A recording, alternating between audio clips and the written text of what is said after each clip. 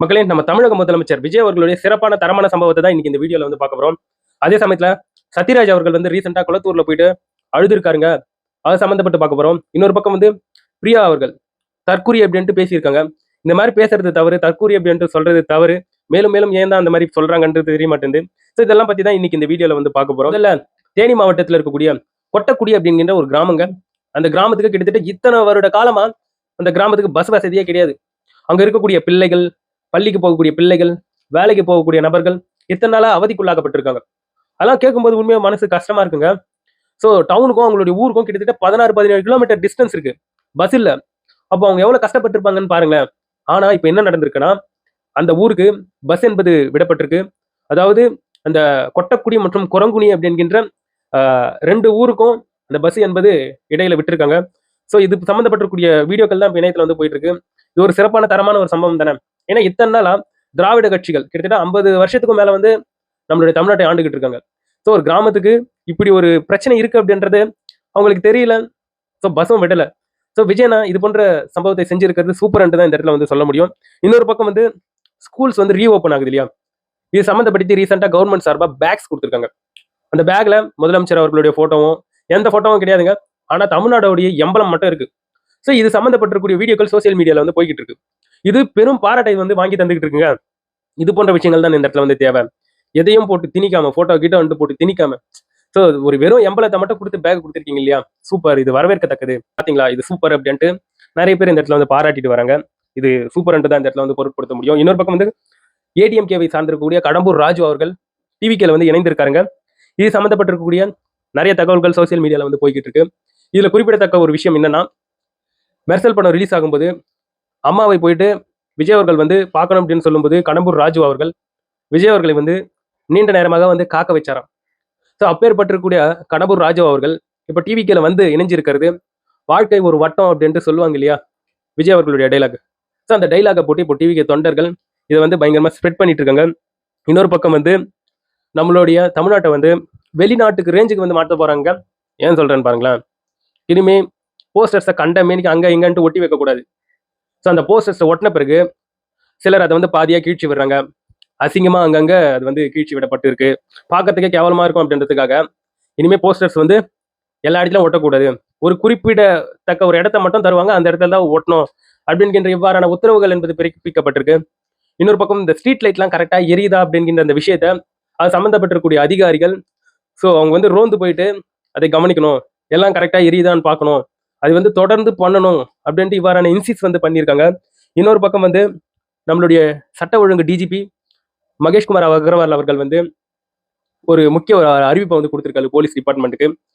நிறைய போலீஸ் இனிமேல் நடைரோந்து போயிட்டு இது போன்ற மது பழக்கம், இந்த இல்லீகலா கஞ்சா அடிக்கிறது, இது போன்ற விஷயங்களை வந்து கண்காணிக்கணும். இதுல வந்து ஆக்ஷன்ஸ் எடுக்கணும்.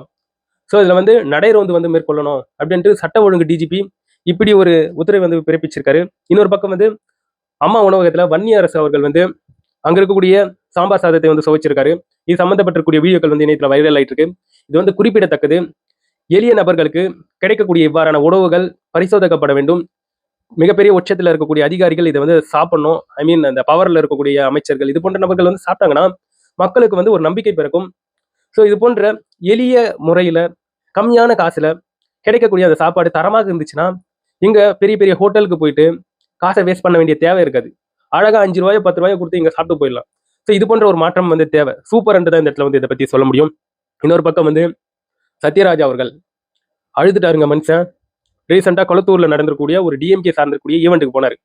போனவர் மேடை ஏறி அங்க இருக்கக்கூடிய கொளத்தூர் மக்கள் கிட்ட இது நியாயமா, இப்படி பண்ணிட்டீங்களே அப்படின்ற மாதிரி சொல்லி ஒரு பாணியில அவர் அந்த இடத்துல வந்து கண் கலங்கி இருக்காரு. ஸோ ஸ்டாலின் அவர்கள் கொளத்தூர் தொகுதியில தோத்ததை சொல்லி ஸோ அவர் கண் கலங்கி இருக்கக்கூடிய வீடியோக்கள் நிறைய பேர் வந்து ட்ரோல் பண்ணிட்டோம். நிறைய பேர் அதை வந்து சப்போர்ட் பண்ணிக்கிட்டும் இருக்காங்க சோசியல் மீடியால. ஸோ இதற்கு வந்து சிபி சத்யராஜ் அவர்கள் அவர் என்ன சொல்லியிருக்காருன்னா, விஜய் அவர்களுடைய அந்த போட்டோவை ஷேர் பண்ணி சிஎம் போட்டோவை ஷேர் பண்ணி இக்னோர் நெகட்டிவிட்டி அப்படின்ற இவ்வாறான பதிவை வந்து போட்டிருக்காருங்க. ஸோ சத்யராஜ் அவர்கள் விஜய் அவர்களை வந்து எவ்வளவு கடுமையாக விமர்சிச்சாருன்றது வந்து நான் ஒன்றும் உங்ககிட்ட சொல்லி தெரிவிக்க வேணாம். எலெக்ஷனுக்கு முன்னாடி அவ்வளோ கடுமையான விமர்சனங்கள். ஸோ அதெல்லாம் ரீவைண்ட் பண்ணி பார்க்கும்போது இவருடைய விஷயத்திலே வாழ்க்கை ஒரு வட்டங்க அப்படின்ட்டு தான் சொல்ல தோணுது. இப்போ இவரே அழுதுகிட்டு இருக்காரு. இன்னொரு பக்கம் வந்து மேயர் பிரியா அவர்கள் வந்து ரீசெண்டா ஒரு ஈவெண்ட்ல வந்து பேசியிருந்தாங்க. அப்படி என்ன பேசியிருக்காங்கன்னா, விஜய் அவர்களுக்கு ஓட்டு போட்டிருக்கக்கூடிய நபர்களை வந்து தற்குறி அப்படிங்கிற அந்த ஃப்ரேஸ்ல வந்து திட்டியிருக்காங்க. கவர்ச்சி இல்லாமையா நீங்க வந்து ஆட்சியை பிடிச்சிட்டீங்க அப்படின்ட்டு இவ்வாறான விஷயங்களை சொல்லி பேசியிருக்காங்க. ஸோ இந்த மாதிரி பேசுறது நிறைய பேரை வந்து ட்ரிகர் பண்ணி விடுன்றதுல வந்து மாற்றுக்கிறதே கிடையாது. முக்கியமா தற்குறி அப்படிங்கிற அந்த விஷயத்தை வந்து சொல்றதை நிறுத்தணும் யாரா இருந்தாலும். ஏன் சொல்றேன்னு வைங்களேன், தற்குறியா இருந்தா அவங்கள வந்து நம்ம தான் சரி பண்ணணும். அவங்களுக்கு தேவையான இந்த படிப்பு வசதிகளை எல்லாத்தையும் செஞ்சு தரணும்.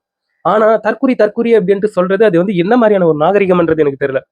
ஸோ கூடிய சீக்கிரத்தில் இடைத்தேர்தல் என்பது வரப்போகுது தமிழ்நாட்டில். ஸோ ஆல்ரெடி நிறைய தொண்டர்கள் டிவிக்கு தொண்டர்கள் சொல்லிட்டு இருக்காங்க. ஜூலி அவர்கள், சத்யராஜ் அவர்கள், பிரகாஷ் ராஜ் அவர்கள் அப்படின்னு நிறைய பேர் இந்த எலைட் லிஸ்ட்ல இருக்காங்க. விஜய் அவர்களை எதிர்க்கக்கூடியவர்களுடைய லிஸ்ட்ல எல்லாரும் பல்பு வாங்கிட்டாங்க. ஸோ அந்த லிஸ்ட்ல மேயர் பிரியா அவர்களும் போக போறாங்க அப்படின்ட்டு டிவிக்கு தொண்டர்கள் ஒரு பக்கம் அவங்களுடைய விமர்சனங்களை வந்து அடிக்கிட்டு வராங்க. இன்னொரு பக்கம் சீமான் அவர்கள் அவரு கடுமையான விமர்சனங்களை வந்து வச்சுட்டு வராரு. எல்லா கட்சிகள் மேலேயும் வச்சுட்டு வராரு. முக்கியமா டிவிகே மேல இன்னும் கடுமையான விமர்சனங்கள். ஸோ இந்த இடத்துல வந்து சீமான் அவர்கள் வந்து சூப்பரான ஃபேம்ல எப்ப தெரியுமா இருந்தாரு? மக்களுக்கு என்ன தேவை, மக்களுக்கு என்ன பிரச்சனை போய்கிட்டு இருக்கு, இயற்கை வளங்கள் எவ்வாறு பாதிக்கப்பட்டிருக்கு அப்படின்ட்டு இது போன்ற விஷயங்கள் பேசும்போது செம்ம ஃபார்ம்ல இருந்தாரு. நல்ல ஒரு வரவேற்பு என்பது கிடைச்சிருந்தது. அவர் எப்ப திசை மாறி விஜய் அவர்களை திட்டுறது, அவர் கூட இருக்கவங்களை திட்டுறது, இது போன்ற விஷயங்கள் பண்ணாரோ அவருக்கு வந்து அது வந்து ஒரு பேக்ட்ராப்பாக தான் இருக்கு. அவர் அதை வந்து மாத்திக்கணும்.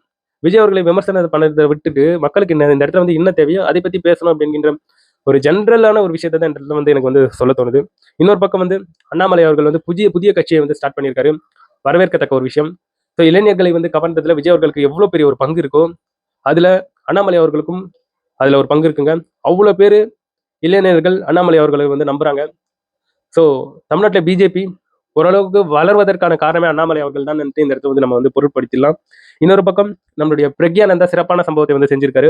நார்வேல நடந்திருக்கக்கூடிய செஸ் சாம்பியன் போட்டி 2026க்கான அந்த செஸ் சாம்பியன் போட்டியில வந்து உலகத்தில் இருக்கக்கூடிய முக்கியமான சாம்பியன்ஸ் எல்லாம் தோற்கடிச்சு இப்போ கிராண்ட் மாஸ்டர் ஆயிருக்காரு. தங்கம் வென்றிருக்காரு நம்மளுடைய தமிழக முதல்வர் விஜய் அவர்கள்.